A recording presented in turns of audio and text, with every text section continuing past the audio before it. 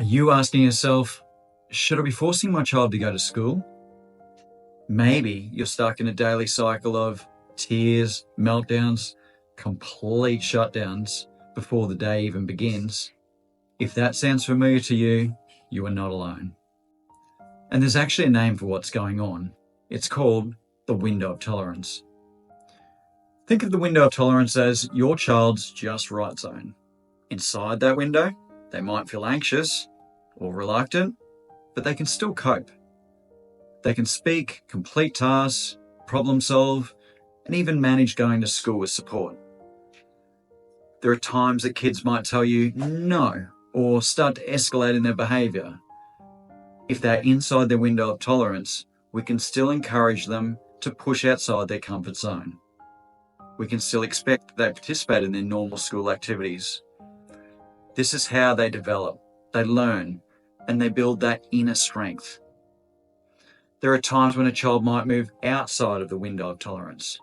When they move outside the window, it's panic, it's yelling, meltdowns, fight or flight mode.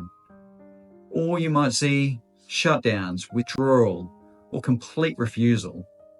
These are symptoms and signs of school distress or school calm. Our goal is to help them stay in that emotionally regulated state where school becomes possible again. Here's the truth. If we keep pushing a child outside of their window of tolerance, even with love and the best of intentions, we can accidentally cause more harm. Over time, it can lead to more frequent shutdowns, bigger meltdowns, stronger school avoidance, and in some cases, trauma linked to school. But one of the biggest costs is what it can do to your relationship between you and your child. When they feel that no one sees how hard it actually is, or that they're being forced when they're already completely overwhelmed, trust can erode. They might start to withdraw, not from school, but from you. That connection, that sense of safety in your relationship, that is what we are trying to protect. But here is something I want every parent to hear. Until we understand the function of the distress, the why behind the behaviour, most strategies are just guesswork. That's why a targeted behaviour assessment comes in. It helps with working out what is the real barrier of what's actually going to go on and what's going to help. Here are 3 strategies we can often use when we've identified the child's triggers. Co-regulation, a 2-minute breathing check-in with your child before school. A sensory anchor, a small, safe object or fidget they can keep in their pocket to make them feel grounded. Micro-exposure, a gradual build-up.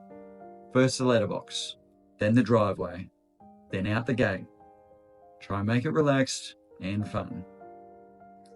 None of these are magic fixes, but when they are matched to your child's needs, steps like these combined with working with your school to remove the barriers can support a young person to return to their window of tolerance, leading to a greater chance of actually achieving success.